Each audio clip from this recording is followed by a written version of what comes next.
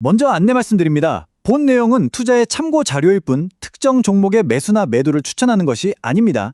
모든 투자의 최종 책임은 투자자 본인에게 있다는 점 꼭 기억해 주시길 바랍니다. 자, 주식으로 세상을 이해하기, 오늘 이야기 시작하죠. 2026년 반도체 시장에서 이 종목군을 그냥 지나치신다면요, 아마 제가 IMF 외환위기 때 느꼈던 것과 비슷한 후회를 하시게 될 겁니다. 오늘은 삼성전자, SK하이닉스 같은 모두가 아는 이름 뒤에 숨어서 진짜 돈이 흘러들어가는 그 길목을 한번 찾아가 보겠습니다. 보시면서 궁금한 건 언제든 댓글로 편하게 물어보세요. 오늘 우리가 함께 걸어갈 지도입니다. 첫째, 2026년 반도체 시장이 왜 역대급 판으로 깔리고 있는지 그 거대한 숲부터 볼 거고요. 둘째, 모두가 삼성, 하이닉스만 쳐다볼 때 우리는 어디서 더 편안하게 수익을 낼 수 있을지 그 핵심 포인트를 짚어낼 겁니다. 그리고 세 번째가 하이라이트죠. HBM4를 둘러싼 이 치열한 기술 전쟁, 거의 왕자의 게임 수준인데 그 내막을 깊숙이 들여다보고요. 마지막으로 이 모든 분석을 녹여서 여러분의 포트폴리오에 바로 적용할 수 있는 실전 전략까지 제가 알기 쉽게 정리해 드리겠습니다. 자, 첫 번째 섹션입니다. 모든 투자의 시작은 이 시장의 크기와 방향을 제대로 아는 것에서부터 출발해야죠. 제가 왜 2026년을 그냥 좀 좋은 시장이 아니라 반도체 역사를 새로 쓰는 대전환기라고 보는지 그 이유를 데이터로 명확하게 보여드리겠습니다. 화면에 보이는 이 숫자 4,021억 달러. 이게 뭘까요? 최근 블룸버그에서 집계한 2026년 전 세계 메모리 반도체 시장의 예상 규모입니다. 이게 어느 정도냐면요, 우리가 역대급 슈퍼사이클이라고 불렀던 2017년, 2018년 호황기마저 가뿐히 뛰어넘는 무려 31년 만에 찾아오는 역사적인 규모입니다. 이건 그냥 경기가 좋았다 나빴다 하는 그런 사이클의 문제가 아니에요. 시장의 체급 자체가 완전히 달라지고 있다는 강력한 신호죠. 더 놀라운 건 성장률입니다. 지금 보시는 그래프 대신증권 리포트에서 가져온 건데요. 가운데 디램 막대 한번 보세요. 성장률이 101%입니다. 이게 무슨 뜻이냐면 시장이 그냥 1년 만에 2배로 커진다는 얘기입니다. 왜냐? AI 서버, 데이터 센터에서 메모리를 말 그대로 진공청소기처럼 빨아들이고 있거든요. 그런데 공장에서 찍어내는 양은 턱없이 부족한 거죠. 제가 20년 넘게 시장을 봐왔지만 이렇게 극단적인 수요와 공급의 불균형은 정말 처음 봅니다. 아니, 수요가 저렇게 폭발하면 공장을 더 지어서 공급을 맞추면 되는 거 아니냐 하실 수 있죠. 근데 그게 안 되는 이유가 바로 이 설비 잠식 효과 때문입니다. 쉽게 비유해 볼까요? HBM이라는 아주 비싼 고급 요리를 하나 만들려면 일반 디램이라는 김치찌개 서너 그릇 만들 주방을 통째로 써야 하는 거예요. 그러니 삼성이나 하이닉스가 HBM을 더 만들면 만들수록 시장에 풀리는 일반 디램의 재고는 계속 마를 수밖에 없는 구조죠. 자, 그럼 어떻게 될까요? 힘의 균형이 완전히 판매자 쪽으로 넘어가 버립니다. 그야말로 부르는 게 값이 되는 완벽한 셀러즈 마켓, 즉 판매자 우위 시장이 열리는 겁니다. 자, 좋습니다. 시장이 이렇게 커진다는 건 알겠는데 그럼 우리 같은 투자자들은 그냥 삼성전자나 SK하이닉스 주식을 사면 되는 걸까요? 물론 그것도 좋은 전략이죠. 하지만 제 경험에 비추어 보면 그것보다 훨씬 더 마음 편하고 안정적으로 돈을 벌 수 있는 길이 있습니다. 1850년대 미국 골드러시 다들 아시죠? 그때 진짜 부자가 된 사람들은 금을 캐던 광부들이 아니었어요. 그 광부들한테 곡괭이, 삽, 그리고 질긴 청바지를 팔았던 사람들이었습니다. 반도체 시장도 정확히 똑같습니다. 바로 이 화면이 오늘 제가 드리고 싶은 이야기의 핵심입니다. 왼쪽을 보세요. 삼성, 하이닉스 같은 칩 만드는 회사들은요, HBM 시장의 왕이 되려고 수십조 원을 쏟아부으면서 피 터지게 싸워야 합니다. 주가 변동성도 엄청나죠. 자, 그런데 오른쪽을 한번 보시죠. 소위 소부장이라고 불리는 장비, 소재, 부품 회사들입니다. 이 회사들은요, 삼성이 이기든 하이닉스가 이기든 사실 큰 상관이 없어요. 어차피 전쟁을 하려면 양쪽 다 자기네 장비와 소재를 사서 써야 하니까요. 금광의 주인이 누가 되든 곡괭이랑 청바지는 계속 팔리는 것과 같은 이치입니다. 이 문장이 모든 걸 설명해 주죠. 우리는 누가 이길지 아슬아슬하게 예측하는 그런 어려운 게임을 할 필요가 없습니다. 전쟁터에서 가장 확실하게 돈을 버는 방법은 양쪽의 무기를 대주는 거잖아요. 반도체 시장에서는 이 소부장 기업들이 바로 그 무기상의 역할을 하고 있는 겁니다. 이게 그냥 뜬구름 잡는 얘기가 아니라는 증거를 보여드리죠. 지금 보시는 건 삼성전자 평택공장의 투자 계획표입니다.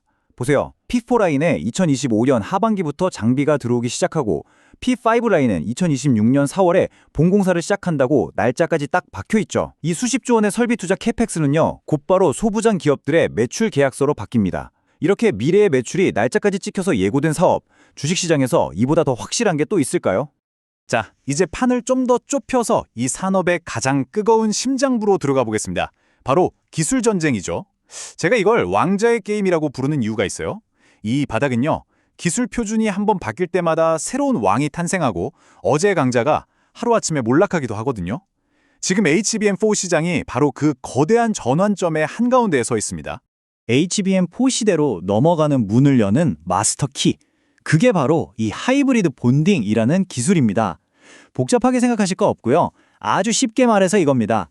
지금까지는 칩과 칩 사이를 동그란 납땜, 솔더 범프로 연결했다면 이제는 그런 거 없이 그냥 구리면과 구리면을 착 하고 직접 붙여버리는 기술이에요. 이게 왜 중요하냐고요? 기존 방식으로는 도저히 해결할 수 없었던 물리적인 한계를 뛰어넘을 수 있는 거의 유일한 방법이기 때문입니다. 이 그림을 보시면 바로 이해가 되실 겁니다. 현재 기술로는 칩을 12층까지 쌓는 게 거의 최대치입니다. 그 이상 쌓으려고 칩을 종이처럼 얇게 갈아내면 어떻게 될까요? 칩이 감자칩처럼 휘어버리거나 워페이지, 중간에 기포가 생겨서 불량품이 속출하는 거죠. 그런데 하이브리드 본딩을 쓰면 칩 두께도 줄이고 열도 훨씬 잘 빼낼 수 있어서 이런 문제들이 해결됩니다. 이건 더 좋은 기술을 선택하는 문제가 아니에요. 16단, 20단짜리 HBM을 만들려면 반드시 가야만 하는 외길, 필수 기술이라는 겁니다. 그렇다면 질문은 아주 명확해지죠. 이 미래 기술의 열쇠는 과연 누가 쥐고 있는가?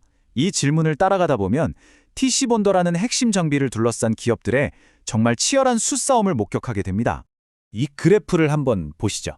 TC본더라는 장비는요, HBM 칩을 아파트처럼 층층이 쌓아 올릴 때 열과 압력을 가해서 정교하게 착 붙여주는, 말하자면 HBM 공정의 타워 크레인 같은 핵심 장비입니다. 그런데 이 시장을 누가 장악하고 있냐? 한미반도체가 무려 71%를 차지하고 있습니다. 이건 뭐 거의 독점이라고 봐야죠. SK하이닉스도 미국의 마이크론도 HBM을 만들려면 결국 한미반도체 장비를 사다 쓸 수밖에 없는 구조였다는 겁니다. 그런데 이 완벽해 보이던 독점 체제에 금이 가기 시작합니다. SK하이닉스 입장에선 불안했겠죠. 한미반도체에 무슨 일이라도 생기면 우리 HBM 생산 라인은 그냥 멈추는 거 아닌가? 그래서 공급망 리스크를 줄이기 위해 한화정밀기계라는 새로운 파트너를 끌어들인 겁니다. 자, 그러자 독점 기업이었던 한미반도체가 어떻게 반응했을까요? 가만히 있지 않았죠.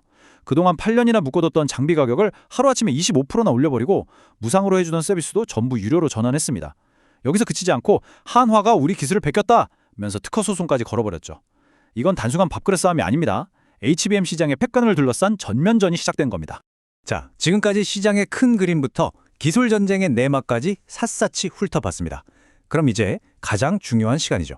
이 모든 정보를 종합해서, 그래서 내 소중한 돈을 어디에 어떻게 투자해야 하는가? 제 20년 경험을 녹여낸 실전 투자 전략을 지금부터 하나씩 풀어보겠습니다. 지금 보시는 기업들은 제가 현 시점에서 가장 유심히 지켜보고 있는 플레이어들입니다. 예를 들어 리노공업 같은 회사는 경기가 좋든 나쁘든 꾸준히 현금을 벌어들이는 포트폴리오의 든든한 방어수 역할을 해주고요. 원익 IPS는 삼성의 설비 투자가 재개될 때 가장 먼저 그 수혜를 입을 수 있는 공격수 같은 종목이죠. 한미반도체는 잡음은 좀 있지만 어쨌든 기술 패권을 준 주장이고요. 마지막으로 TCK나 솔브레인 같은 기업들은 미중 갈등이라는 위기 속에서 오히려 점유율을 뺏어오는 아주 영리한 미드필더 같은 선수들입니다. 첫 번째 실전 팁입니다. 이건 아직 많은 분들이 놓치고 있는 부분인데 바로 관점의 전환이 필요하다는 겁니다.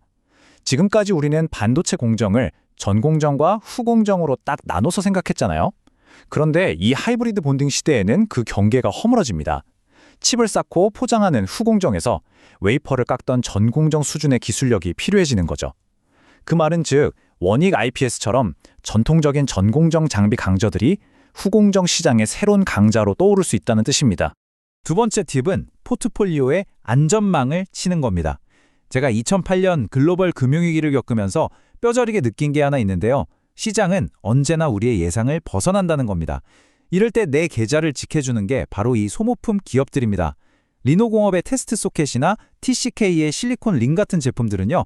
반도체 공장이 돌아가는 한 계속해서 달아 없어지고 또 주문이 들어옵니다. 한 번에 대박을 터뜨리진 못해도 어떤 불황이 와도 쉽게 무너지지 않는 포트폴리오의 든든한 허리 역할을 해주는 거죠. 마지막 세 번째 팁은 리스크를 오히려 기회로 활용하는 전략입니다. 요즘 다들 미중 갈등 때문에 걱정이 많으시죠? 근데 제 눈에는 이게 기회로 보입니다. 미국이 중국의 최첨단 장비는 못 팔게 막았지만 중국에 이미 깔려있는 수많은 구형 장비들은 계속 돌려야 할 거 아니에요? 그럼 그 장비에 들어가는 부품과 소재가 필요한데 이쪽은 규제가 상대적으로 덜합니다.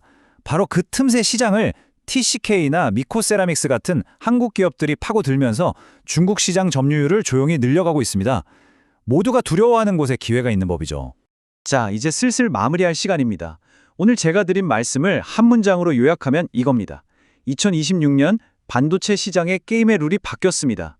이제는 누가 더 칩을 잘 만드느냐의 싸움을 넘어서 누가 그 칩을 만들게 해주는 핵심 기술과 공급망을 장악하느냐의 싸움이 될 겁니다.